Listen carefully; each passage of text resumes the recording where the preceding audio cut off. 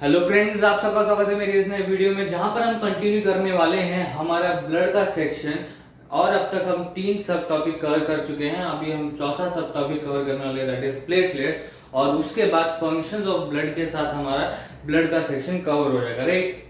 सो अब हम स्टार्ट करने वाले हैं सब topic 4, that is platelets. So let's start.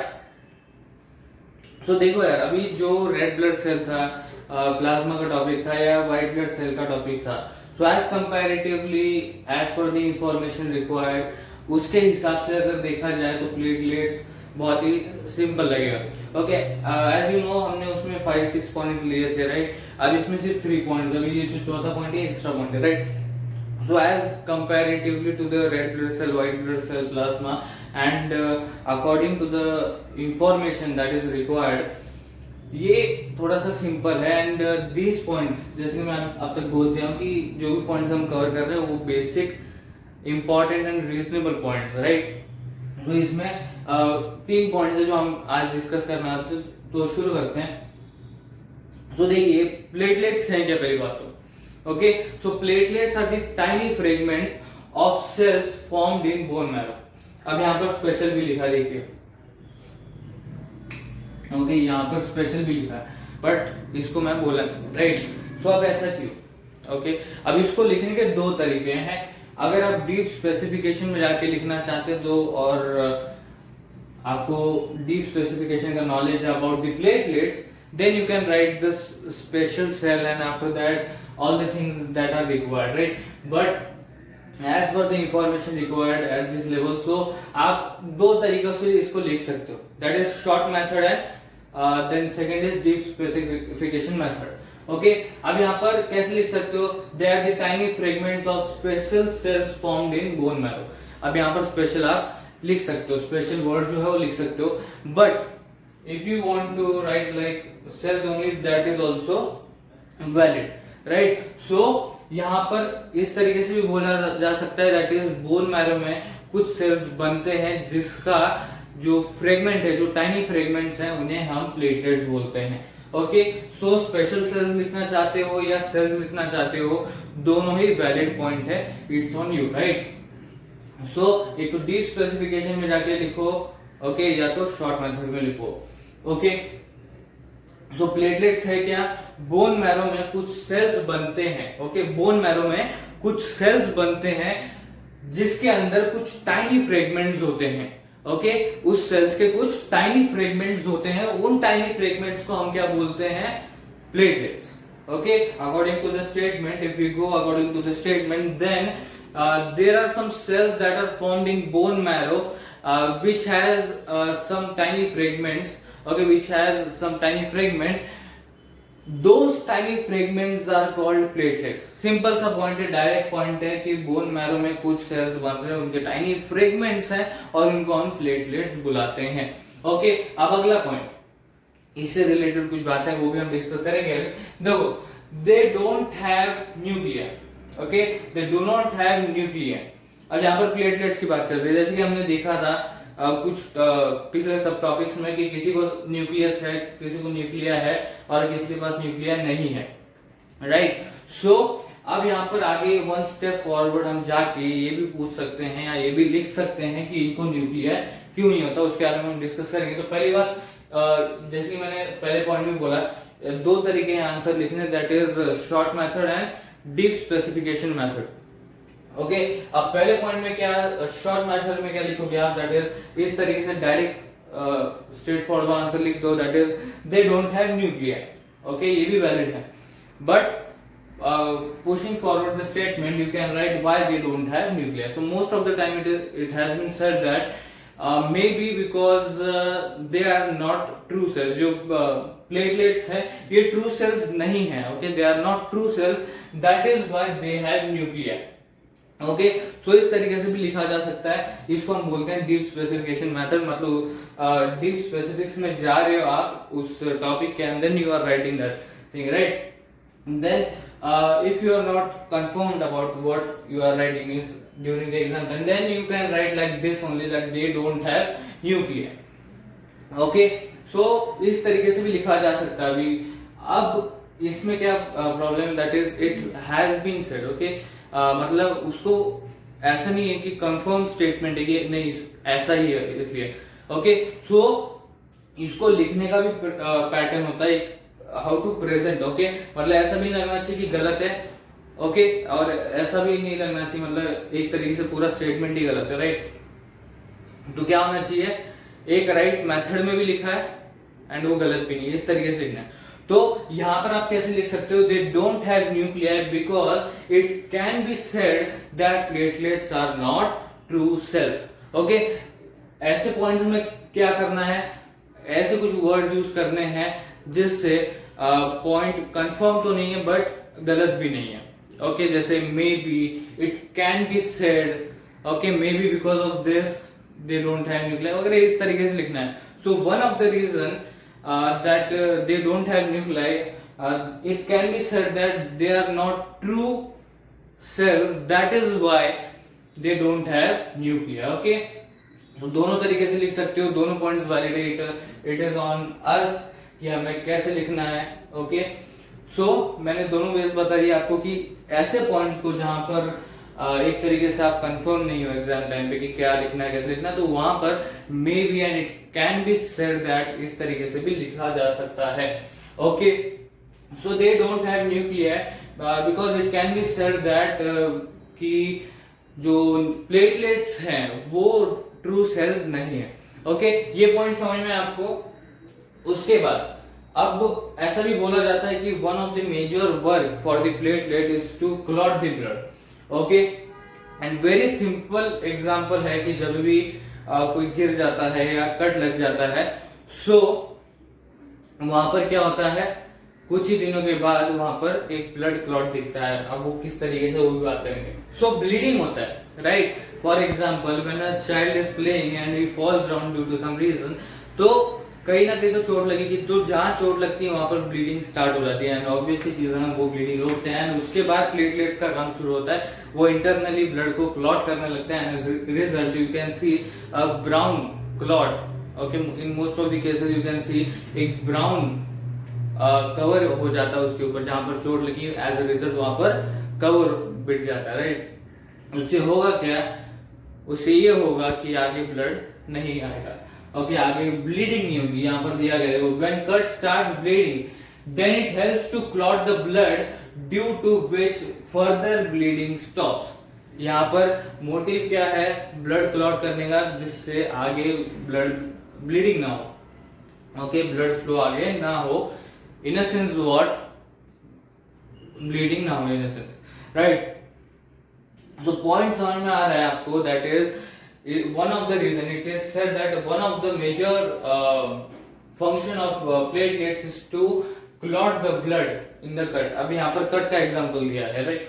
जैसे कट पड़ता है, देखो ब्लड निकलता है बाहर, okay, it starts bleeding, okay. तो जब ब्लीडिंग होता है then we stop it in our manual with, then उसके बाद प्लेटलेट स्टार्ट होता है, इंटरनली ब्लड को क्लॉट करने लगता है and as I said as a result you can see a brown patch on that,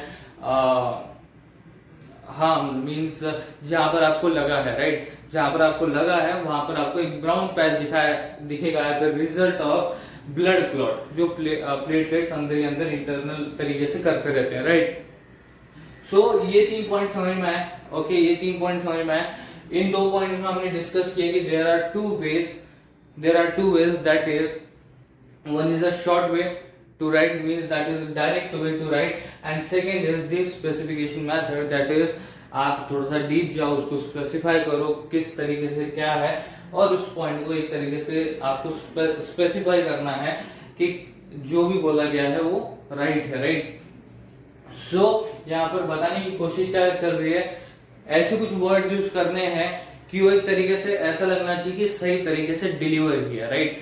सो जैसे कि यहाँ पर हमने बात की, that is you can use the words maybe because of this they don't have nuclei, it can be said that they are not true cells, that is why they don't have nuclei।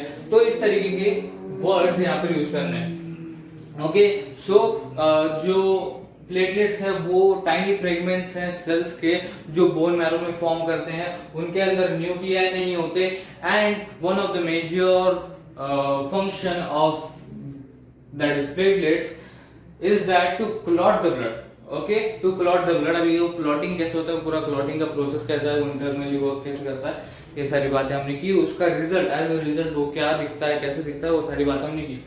अब ये 3 point समझ में आया, जैसे मैंने बोला था basic quick important points होने चाहिए, राइट। जो ये 3 पॉइंट्स थे जो हमने अभी डिस्कस किए। अब इसके बाद ये जो चौथा पॉइंट है, आप बोलोगे चौथा पॉइंट किस लिए है, राइट। सो ये जो 3 पॉइंट थे ये थे प्लेटलेट्स के बारे में। ओके, ये थे प्लेटलेट्स के बारे में, राइट यार, ये राइट है, ये थे प्लेटलेट्स के बारे में। ओके, और यहां पर क्या है, ये एक्स्ट्रा है। ओके, ये एक्स्ट्रा पॉइंट है। ओके, ये बात समझ में आई आपको, राइट। ओके, सो अब एक्स्ट्रा पॉइंट में क्या है, मुझे लगा कि ये इंपॉर्टेंट पॉइंट है, इंफॉर्मेशन होना चाहिए कि ये सारे सेल्स कहां पर बन रहे, कैसे बन रहे, तो वही अभी डिस्कस करने वाले हैं, राइट। सो देखो, जितने भी ब्लड सेल्स हैं, ओके, जितने भी ब्लड सेल्स हैं ये बोन मैरो में बनते हैं from the cell called stem cell. Okay, ना इसको हम स्पेशल सेल बोल सकते हैं बोन मैरो में, जिसके वजह से ये सारे के सारे ब्लड सेल्स बनते हैं। Okay, which is that cell, we call it as stem cell.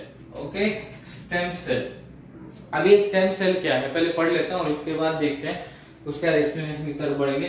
Stem cell that is they are special human cells that are able to develop different types of cells.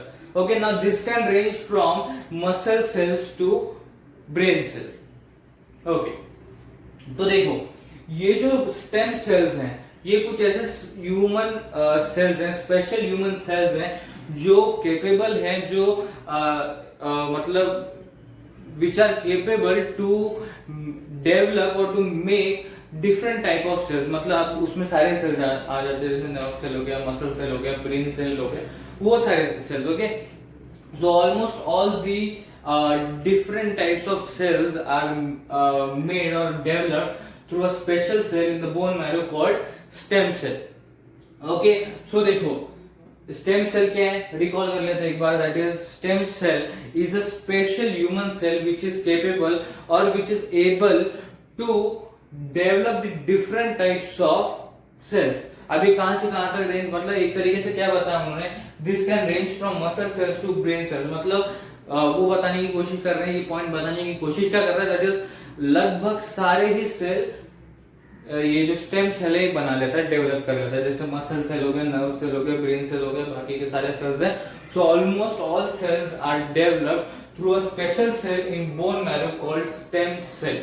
Okay, so this was the extra point and this was about the platelet. Okay, तो इसके साथ जितने भी information required थे about the platelets उसके साथ हम detail में गए, उसके साथ हमने डिटेल में डिस्कस किया कि किस तरीके से लिखा जा सकता है जब कुछ पॉइंट्स होते हैं जिसमें आप कंफर्म नहीं हो, तो वो सारी बातें की हमने प्लेटलेट्स तक। उसके बाद हमने एक एक्स्ट्रा पॉइंट देखा स्टेम सेल के बारे में कि जहां से सारे सेल्स बन रहे हैं, that ranges from muscle cell to brain cell. So इसी के साथ हमारा एक्सप्लेनेशन पार्ट खत्म होता है। तो अब रिकॉल कर लेते हैं प्लेटलेट्स के बारे में, जो हमारा सब टॉपिक 4 है प्लेटलेट्स, दैट इज उसके बारे में हम रिकॉल कर लेते हैं फटाफट। तो देखो एक स्पेशल सेल है, या आप बोल सकते हो एक सेल है बोन मैरो के अंदर, बोन मैरो के अंदर फॉर्म होता है, उसके जो टाइनी फ्रेगमेंट्स है उसको हम प्लेटलेट्स बोलते हैं, राइट। उसके बाद दे डोंट हैव न्यूक्लियर। अब यहाँ पर हमने एक बात की थी, दैट इज 2 तरीकों की बात की थी, right. Way 1 was short method, okay, way 1 was short method and way 2 was deep specification method, deep specification method. Okay, तो ये हमने डिस्कस किया। अब क्या है, इसके अंदर न्यूक्लिया नहीं है, प्लेटलेट्स के अंदर न्यूक्लिया नहीं है। तो क्यों नहीं है, because it can be said that it is not a true cell. So many times during exams और during giving some paper we are not means when we are not confirm that ये statement सही है गलत, सो उसे इस तरीके से लिखना है कि वो सही तरीके से डिलीवर हो। मीन्स उस समय पे कौन से वर्ड्स यूज करने हैं, जैसे may be and it can be said that, उस तरीके से यहाँ पर वो बात की थी, राइट। इन दो तरीकों की बात की थी, सो दोनों ही वैलिड है। यहाँ पर भी वही बात की थी, यहाँ पर भी वही बात कर रहे हैं, right. So they don't have nuclear, okay.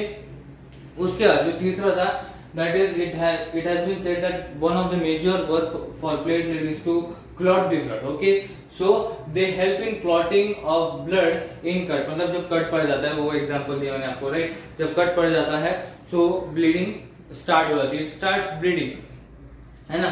सो उसके बाद क्या होता है, हम मैनुअली भी तो कवर कर लेते हैं, बट इंटरनली जो ब्लीडिंग हो सकता है, इंटरनली जो ब्लीडिंग जा रहा है, राइट, जो ब्लड वेस्ट हो रहा है, सो अब क्या करता है, प्लेटलेट्स इंटरनली काम करते हैं, as a result you can see a brown patch. ये सारी बातें हमने की थी, राइट। यहाँ पर एग्जांपल भी दिया। सो इसी के साथ जितना ये था रिक्वायर्ड इंफॉर्मेशन था, उसके हिसाब से डिटेल में जाके हमने डिस्कस किया कि किस तरीके से लिखना है, क्या है ये पॉइंट, कैसा है ये, किस तरीके से आपको डिलीवर करना है, ये सारी चीजें हमने बात डिस्कस किया।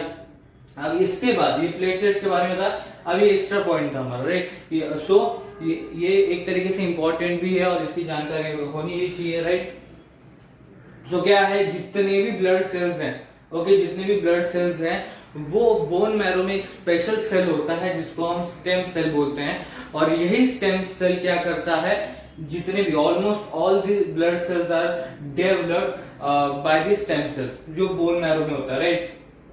अब ये कहां से कहां तक रेंज कर रहा है, दैट इज मसल सेल से ब्रेन सेल। और यहाँ पर बताने की कोशिश की क्या की जा रही है, दैट इज मसल सेल से ब्रेन सेल तक रेंज कर रहा है, मतलब ऑलमोस्ट जितने भी ब्लड सेल्स हैं या जितने भी सेल्स हैं, okay, almost all cells are developed by the stem cell. यहाँ पर ये बताने की कोशिश की जा रही है, ओके, लगभग सारे के सारे, ओके। सो ये था अबाउट द स्टेम सेल। तो इसी के साथ जो हमारा सब टॉपिक 4 था, दैट इज प्लेटलेट्स, यहाँ पर ही कवर होता है, इसके साथ ये हमारा टॉपिक कवर होता है। और अब अगला जो टॉपिक होगा हमारा वो होगा functions of blood, and then we will cover this section that is blood.